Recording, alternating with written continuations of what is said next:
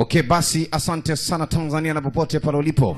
Tuko na picha mpya leo. Picha yetu nzuri inaanza katika mwaka 2050, mwaka wa kufikirika.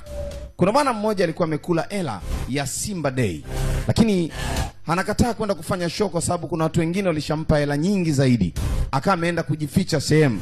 Sasa amekamatwa akahifadhiwa na bado akawa anakataa kurudi katika sehemu husika. Anatoroka katika sehemu ya kina Ami Kamikaze. Hawa ndo wanaitwa Waboy Kamikaze. Baba we, Scarface Waboy Kamikaze. Wamepewa kazi ya kuhakikisha kwamba Mbosso Kani anaingia katika ukumbi ama uwanja wa El Clasico. Mkapa hiyo baba. Utaki? Sasa Mwamba akawa anatafuta namna kwa sababu pesa alishakula, lakini Yanga alikuwa ameshampa hela nyingi zaidi. Na akafikiria kwenda kuchukua donge nono la Yanga, maana huku Simba tayari alishachukua. Lakini wataalamu walipoa kazi kina Waboy Kamikaze Scarface hawakumwacha bwana Mbosso Kani. Kazi ilikuwa iko hivi. Sasa alianza shuruba mashuruti ya mambio za kuhakikisha kwamba anatoroka katika mikono ya kina Waboy. Ukumbuke ni vita vya pili vya dunia tayari vilishapiganwa. Kwa hiyo ardhi ni kavu sana. Alifanikiwa kupata mahali kuna maji. Sasa akawa ananawa uso kwa ajili ya kupata maji ya kunywa kidogo ili aweze kuondoka sehemu akiwa salama bwana Mbosso. Lakini kina Waboy Kamikaze, wazee wa mambo, wazee wa Mundende, hawakumwacha. Bila kusahau hapo kuna Imoto Joy yuko hapo. Wote alikula nyundo. Huyo ndo kama Madimax wetu wa leo, Mbosso Kani.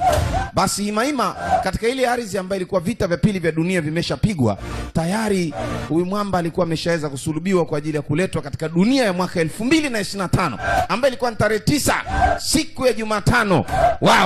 Aweze akatumbuize katika uwanja wa Mkapa.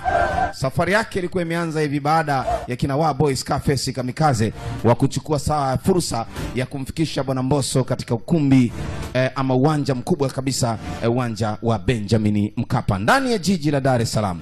Sasa wanatumia namna ya kutoka katika ile dunia mwaka 2050 ili waweze kurejea katika 2025. Miaka 25 mbele. Angalia hiyo nchi imepauka sana.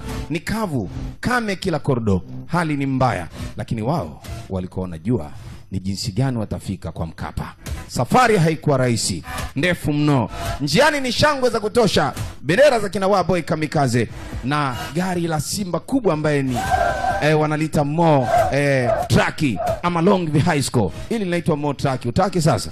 Na Mo kinywaji kipo ndani yake. Safari ilikuwa ndefu bwana. Wakafanikiwa kuweza kupenya katika ule mwaka wa 2050 na kuweza kurejea mpaka 2025 ambaye ndo hii hapa. Chuma kwa Mkapa. Tarehe 9 ilikuwa shangwe la hatari. Bendera zilikuwa zinapepea baada ya kumpata mtumbuizaji mkuu ambaye atakwenda kufanya mambo kina Waboy Kamikaze.